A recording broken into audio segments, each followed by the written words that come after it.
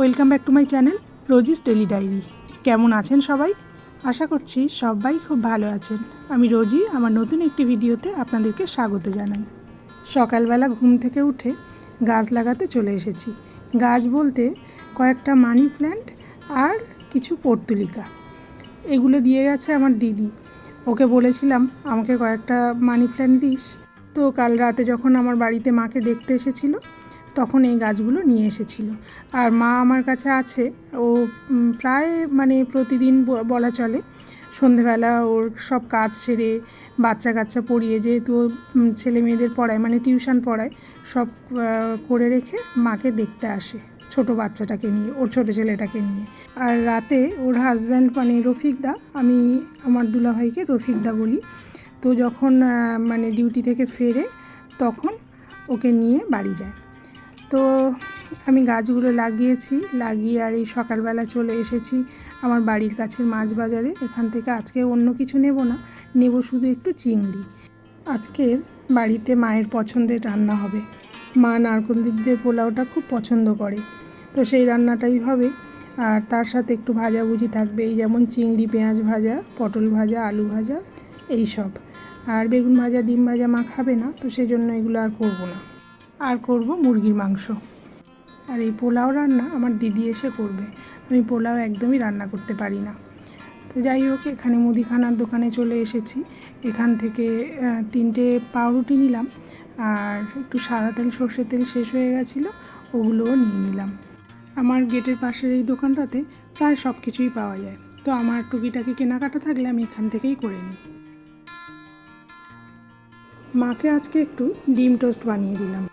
মাকে জিজ্ঞাসা করলে, মা তুমি কি খাবে? বলবে আমি কিচ্ছু খাবো না। আর সত্যি খেতে চায় না, তো আমি আজকে আর জিজ্ঞাসা করিনি, আমি আমার মতো করে ডিম টোস্ট বানিয়ে দিয়েছি। আর জুনির জন্য একটা ডিম টোস্ট বানিয়ে রেখে দিয়েছি, ও ঘুম থেকে উঠে খাবে। আর নিজের জন্য নিয়ে নিয়েছিলাম রুটি আর জিলিপি। কোনো দিন খাইনি, আজকে মনে হলো খাই। জিলিপিটা যেহেতু ছিল, কাল দিদি এনেছিল, তো সেটা খেয়ে নিলাম। তারপর খেয়ে দিয়ে এই কাজে লেগে পড়েছি। একটু পটল আলু কেটে নিয়েছি, আর পেঁয়াজও আর একটু বেশি কাটবো, অল্প একটু কেটেছি, এখন আরও অনেক কাটতে হবে। আমি এইসব ভাজাভুজিগুলো করে রাখবো, আর মোটামুটি সব কিছু একটু রেডি করে রাখবো, আর বাকিটা দিদি এসে করবে। এই যে আমার হয়ে গেছে, এদিকে ওরাও এসে পড়েছে। আর দিদি এদিকে এনেছে মেহেন্দি গাছের ডাল, পাতা সমেত। পাতাগুলো নেবে আমার মেজদি আসবে, ও বলেছিল ও মেহেন্দি পাতা নেবে আর ডালও নিয়ে যাবে। আর দেখি আমিও একটা ডাল নিয়ে লাগাবো ভাবছি। আর এখানে ও এসে ভিডিও করতে শুরু করে দিয়েছে, আমাদের যা হয় আর কি, আমাদের ব্লগারদের। তো ও বললো তুই একটু নারকেল দুধটা বার করে দে। তো আমি মিক্সার গ্রাইন্ডারে নারকেলটা পেস্ট করে নিচ্ছিলাম, নিয়ে দুধটা বের করব। আমি আবার কুড়ুনি দিয়ে কোড়াতে পারি না, তো দুধটা বের করে দিয়েছি। আর এখানে ও রান্না শুরু করে দিয়েছে, একদিকে চিকেনটা বসাবে আর একদিকে ভাতটা দেবে। তো আমি ভিডিও করছিলাম আর দুজনে গল্প করছিলাম। দুই বোন একসাথে থাকলে যা হয়। আর এই যে আমাদের রান্না বান্না হয়ে গেছে, ওদিকে আমার রফিকদাও চলে এসেছে, হাতে একটা কোল্ড ড্রিঙ্কস।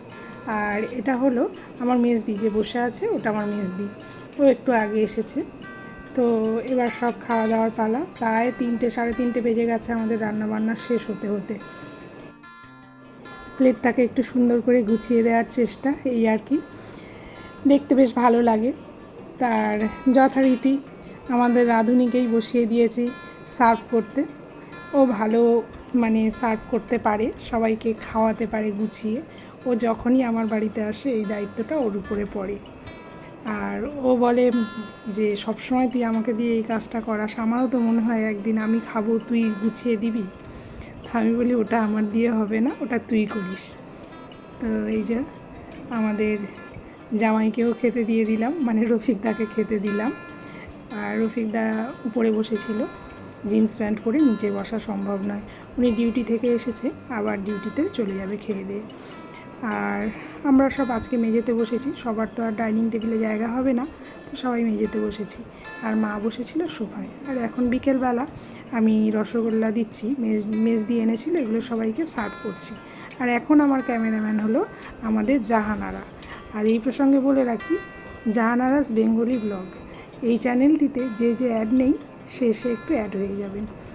ও ভীষণ ভালো সাপোর্টিভ, সবাইকে ফুল ওয়াচ করে, তো যারা যারা অ্যাড নেই ওর সাথে অ্যাড হয়ে যেও, তাদেরই লাভ হবে। রেহেনা করিম ব্লগের রেহেনা আপুর কথা যতই বলবো ততই কম। উনি ওনার 3-4টে আইডি দিয়ে সবাইকে ফুল সাপোর্ট করেন। আরও আছে শিল্পী কিচেন অ্যান্ড ব্লগের শিল্পী বোন, তার ওখানে নেটের সমস্যা থাকে, তবুও সে তার যথাসাধ্য সবাইকে সাপোর্ট করে। রেয়ান ব্লগের দিদিভাইও খুব সাপোর্টিভ। বাংলা টু আরবি চ্যানেলের আমার প্রিয় ভাইয়া, উনিও ফুল সাপোর্টিভ, সবাইকে ফুল ওয়াচ করে। আর কোনো কারণে আমার ভিডিও দিতে যদি একটু দেরি হয়, ভাইয়া ঠিক আমার খোঁজ নেয় যে আমি কেন ভিডিও দিচ্ছি না। নিতুর কাহিনী চ্যানেলের নিতু দিদিভাইয়ের পরিবারে এখন অনেক বড় বিপদ, তো তবুও তার মধ্যে থেকে উনি সবাইকে সাপোর্ট করার চেষ্টা করে। আর আমাদের সবার সাপোর্ট ওনার কিন্তু খুব দরকার। আরও আছে খাচ্ছি খাবো চ্যানেলের দিদিভাই। খাচ্ছি খাবো নামে একটি রান্নার চ্যানেল আছে, ওই দিদিভাই অনেক দিন পর পর ভিডিও ছাড়ে, কিন্তু সবার ভিডিও ফুল ওয়াচ করে। বাঙালির রান্নাঘর চ্যানেলের আপু, এরা খুব সাপোর্টিভ। আমি এখন যাদের যাদের নাম বললাম তারা কিন্তু সবাই ফুল সাপোর্ট করে। আরও অনেকে আছে, কিন্তু একটা ভিডিওতে তো সবার নাম বলা সম্ভব নয়, প্লিজ তারা কেউ রাগ করো না, পরের ভিডিওতে আমি আস্তে আস্তে সবার নাম বলবো।